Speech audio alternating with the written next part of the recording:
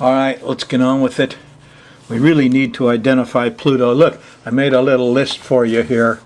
Here's some of the things Pluto shows up as: sharks, insects, yellow jackets, mosquitoes and fleas like little vampires, vampire things, blood and gore on TV, spiders, viruses, the PTSD virus, the suicide virus, 3, 6, or 9 months and you're out of it. Tell your friends.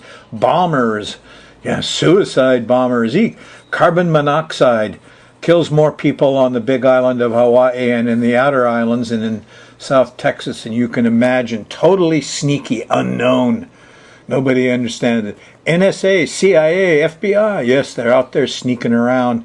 Pluto. Police, drone strikes. There's a good side to Pluto. He does research. He discovers things. Okay. I had a client and a friend, retired airline stewardess, called me the other day. Eek, she said, I opened the drawer and a rat came out. and it ran over my foot. I'm scared to death. What am I going to do? What am I going to do? So she got a hold of one of those cages, and I told her, now you put a little cheese on the peanut and put a little peanut butter on the cheese, set that trap, and in the morning that rat will be in the cage. Now I said, you pick up that cage, take it out on the porch and sit next to that rat, and you'll find he's got a face and emotions and he's friendly. And you might make a friend instead of an enemy. The key to Pluto, my friends, is to get to know him. And the worst, people play with deadly snakes. Anyway, she did, and she found out the rat was very friendly and happy and let him out down in a nice jungle area. And she made friends with Pluto. And there was a study psychologists did on rats, and they had a bunch of rats in a cage, and they let one rat out. He could go over here and get free out of the box. He could go over here and get food. So they were trying to test whether the rat went for freedom or food. Turned out the rat didn't. The rat looked around, turned right around, ignored the food and the freedom, and went back to the cage to try to free his buddies and his family. Rats aren't what you think. Most of the Pluto things aren't. All right, so you're going to have Pluto incidents. Eek a bug, we call it, panic attacks. And they'll come along kind of regular. Especially around sunset and sunrise and noon and midnight. We're going to take this planetary pattern because Uranus is squaring Pluto. Mars is squaring Pluto. Now, Mars and Uranus can be very electric, disturbing, violent. Pluto takes things to extremes. So if you can imagine your policeman, that's totally got road rage with Mars squaring him, and Uranus, he's out of it. He doesn't realize he's on camera, and anyway, he bursts into a schizophrenic road rage menace, and that's what we're all afraid of, huh? Well, let's look at it day by day. We're going to run the moon around this pattern, try to give you a little edge on the whole thing. If you're watching the show on the 9th, the moon's in Taurus, starts here, goes to there, and there's a trine to Pluto. Thursday, in the middle of the day, you could have discovery. You could understand that rats are fun. They're little animals. They love their families. They have the same emotions you do.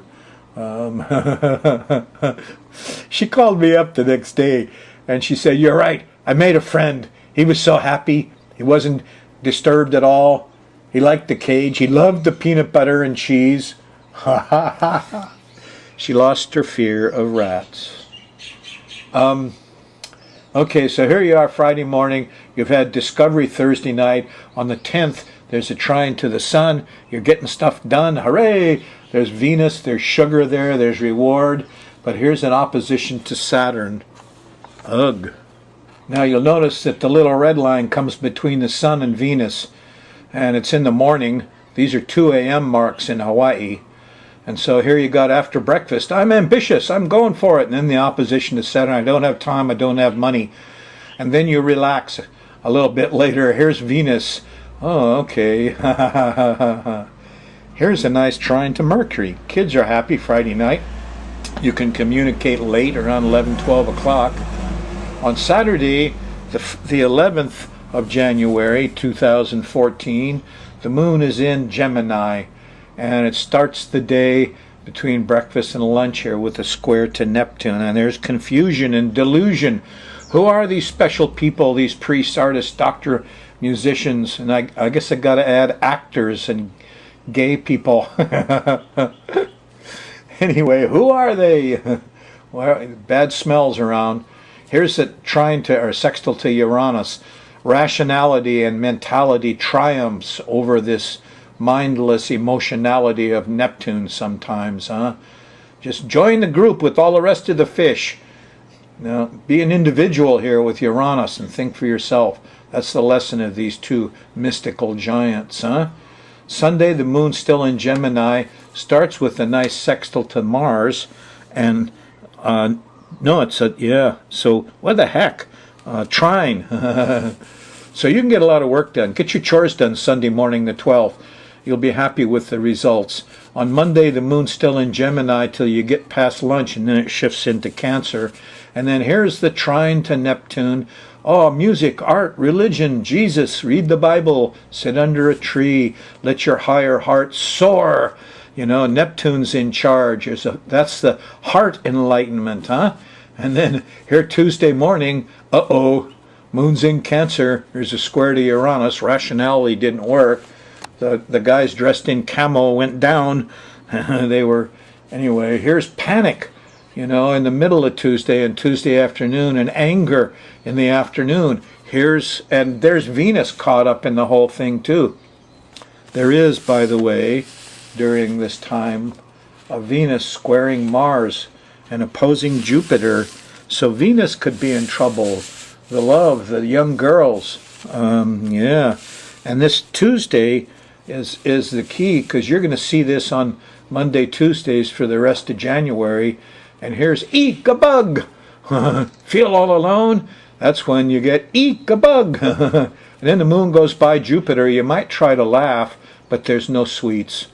And Mars is still angry, and it doesn't settle down much till you get to the trine to Saturn here Wednesday, about, you know, just around lunchtime. There's a little, well, I got my act together, but you're not going to get anything done, because here's an opposition to the sun, and this is actually a full moon at 25 Cancer. So Wednesday night, full moon, calls a lot of this stuff in. Total lunacy from Tuesday through Wednesday. Keep your head down. Thursday, the moon's in Leo, and you know, it starts with problems with Mercury. Can't communicate late Thursday night. And then Friday morning on the 17th, there's a trine to Uranus. Rationality, mentality. The guy in the camo may leave him alone. Here's Mars, too. Sextile to Mars. You can get things done and be technical. You get stopped around 11 or 12 o'clock with the square to Saturn. Too bad.